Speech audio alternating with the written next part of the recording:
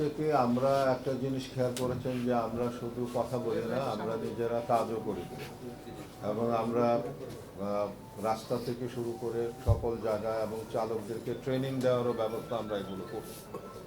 কিন্তু আমাদের এই ট্রেনিং মানে আমাদের তো মনে করেন যে সরকারিভাবে না এবং সরকারি কোনো পৃষ্ঠপোষকতা আমরা পাই না, যে কারণের জন্য আমাদের এই ট্রেনিং বলেন, আমাদের এই বিষয়গুলো চালকদের কাছে পৌঁছানো সেইভাবে কিন্তু হচ্ছে না, যে কারণের জন্য সেইটি মানে বাস্তবায়ন করার জন্য যা দরকার সেটি কিন্তু সেভাবে করা যাচ্ছে না। এই ক্ষেত্রে আমি আর একটু যোগ করছি, সেটা হলো আমরা পৃথিবীতে রোড সেফটি নিয়ে যে সমস্ত দেশ কাজ করছে সেখানে বড় বড় শহরগুলিতে সর্বত্রই গতিসীমা হলো 30 থেকে 40, এর বেশি কোথাও নেই। সুতরাং আমরা যেহেতু আন্তর্জাতিক এই সড়ক নিরাপত্তার সবাই অংশ, সুতরাং আমরা আমাদের দেশে এটা যদি দাবিও তোলা হয় এর বাইরে যাওয়া সম্ভব না, কারণ সায়েন্টিফিক্যালি প্রুভ হয়েছে যে এই যেখানে জনবসতি বেশি, যেখানে শহরের লোকজন ভালনারেবল লোকজন চলাফেরা বেশি করে, সেই সব জায়গায় গতিসীমা 30 থেকে 40-এর মধ্যে সেই মধ্যে রাখতে হবে।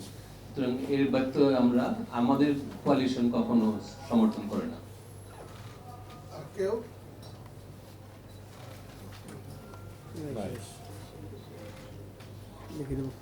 আচ্ছা, আরেকটা বিষয় আপনাদের নজরে আনি, আমরা এর আগেও একাধিক সম্মেলন করেছি যেখানে আমরা বলেছি যে সড়ক পরিবহন আইন দেশে আছে, সড়ক পরিবহন আইন দিয়ে সড়ক নিরাপত্তা নিশ্চিত করা যায় না।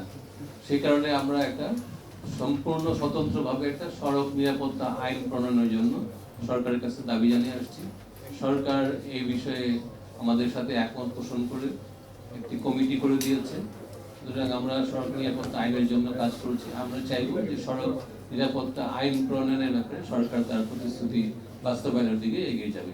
ধন্যবাদ। আমি একটু ইলিয়াস কাঞ্চন ভাই আমাদের পক্ষ থেকে আপনাদের সামনে আমাদের একটা লিখিত বক্তব্য উপস্থাপন করেছেন। আসলে 4th গ্লোবাল মিনিস্ট্রিয়াল কনফারেন্স সামনে রেখে আমরা রোড সেফটি কোয়ালিশনের পক্ষ থেকে বেসরকারিভাবে একটি প্রতিনিধি দল সরকারের পাশাপাশি আমরা মারাকাছে যাচ্ছি।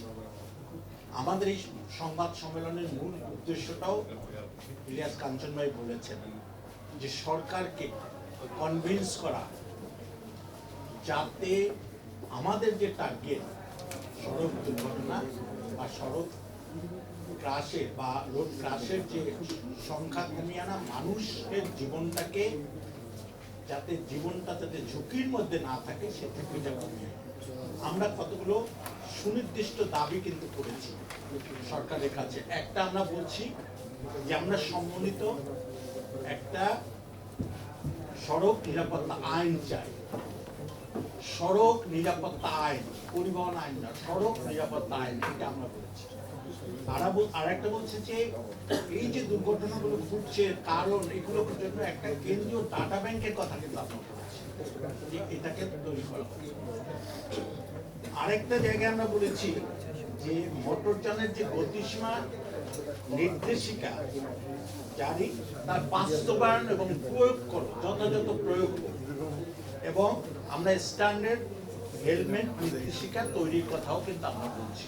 এই পেপারের মধ্যে এই বিষয়গুলো আছে, কিন্তু আমরা এই মুহূর্তে কেন বলছি এটা শুধু বাংলাদেশ না, আন্তর্জাতিকভাবে এই বিষয়টাকে তুলে ধরার জন্য আমাদের পক্ষ থেকে ইলিয়াস কাঞ্চন ভাই এবং খালিদ মাহমুদ সহ আরো কয়েকজন প্রতিনিধি যাচ্ছেন সরকারের সাথে। একসাথে আমরা এই কথাগুলো বাংলাদেশের পক্ষ থেকে আন্তর্জাতিকভাবে কমিট করতে চাই এবং সড়ক দুর্ঘটনা বা সড়ক রোড ক্রাশ আমরা কমিয়ে আনতে চাই। এটাই আমাদের মূল লক্ষ্য। তার জন্য যারা আমরা দীর্ঘদিন একসাথে কাজ করছি এই কোয়ালিশনের পক্ষ থেকে আপনাদের কাছে অসংখ্য ধন্যবাদ। আপনারা সবাই আসুন। Thank you. আপনাদের জন্য একটু রিফ্রেশমেন্টের ব্যবস্থা আছে, একটু সুশৃঙ্খলভাবে সেটা গ্রহণ করবেন।